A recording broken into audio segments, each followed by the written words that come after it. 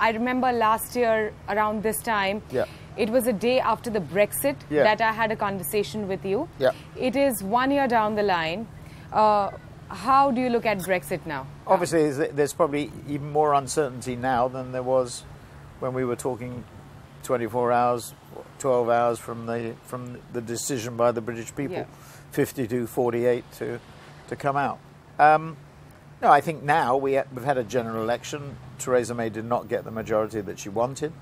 It isn't strong and stable government, which was her platform.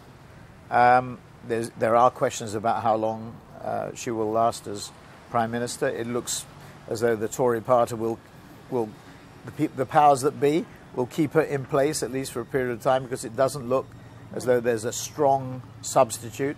And even if there was, if they went to the country again, or they were forced to go to the country again, whether they would win and whether they would stop Jeremy Corbyn, which looked totally unrealistic as a possibility, 20 points behind in the opinion polls before the election started, prevent him from becoming Prime Minister. And of course, he and John McDonnell take a much more left-wing view about how the economy in the country should be run. So I think the Tories will sort of keep Theresa May in place for some time. She has a massive agenda.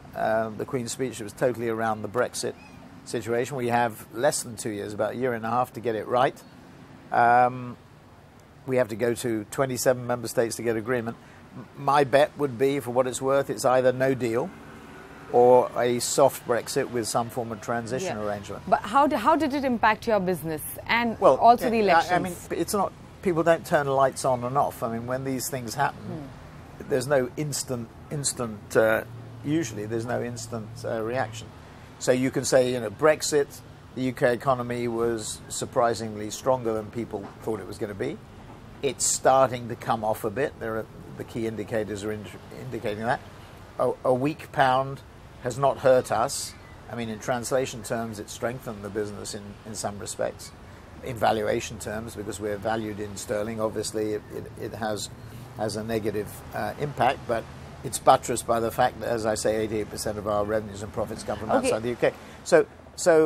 But the basic problem is one of uncertainty, that over the next 2 years, we don't know how it's all going to come out. We don't know the basis on which we will come out. We don't know about free movement of people. We don't know about what's going to happen to our sovereignty. So there's a lot of uncertainty which will delay decision making. The other thing, finally, is Germany, France, Italy and Spain become more important for us, and Brussels become more important. They're 4 of our top 10 markets, of which India is 1 too. What we've got to do is make sure our position in those markets is even stronger. What's your opinion on Emmanuel Macron coming to power in France? Well, it's changed the dynamic. It's a bit like Modi in India. It's a bit like Macri in Argentina. There's something about political leaders whose last names are given with M, I guess, except not in the case of Theresa May or Mussolini. But no, I mean, it is, I would say, the Macron effect is the same as the Modi effect and the same as the Macri effect. So it's been very positive, but it's early days.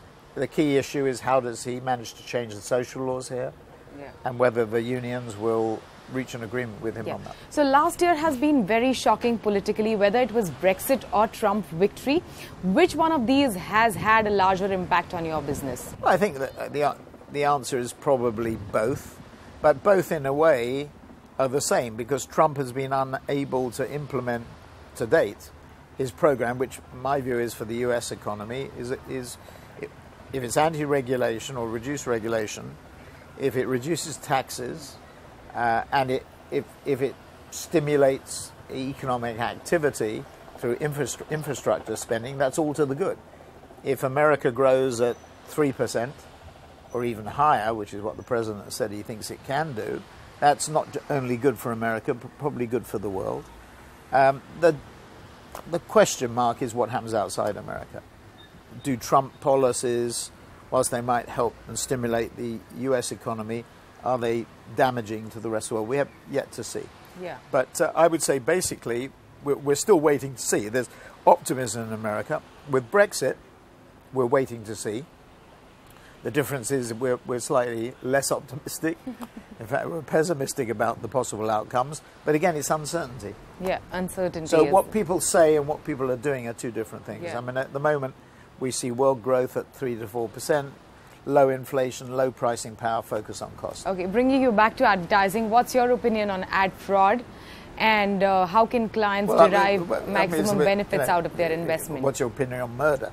I mean, ad fraud is something that we've been in the forefront. Group M has been in the forefront in India and everywhere else on viewability, on measurability, on fraud, on fake news, on all of the above. On consumer brand safety, on what I call political brand safety, which is the security issue. We have been very vocal. Some argue too vocal on all these issues. So, what do we think about ad fraud? The answer is it's wrong. You should do something about it, and we've done something. And what are you doing about it? Well, are you Group M has talking set to standards on measurability, on viewability, on fraud, on fake news. What about working with such platforms? Which are industry-leading standards, and much higher even than parts of the industry like the IAB. And are you working with platforms like YouTube on creating? Continuously. Yeah, so we have consumer brand safety issue. Yeah. We don't boycott them.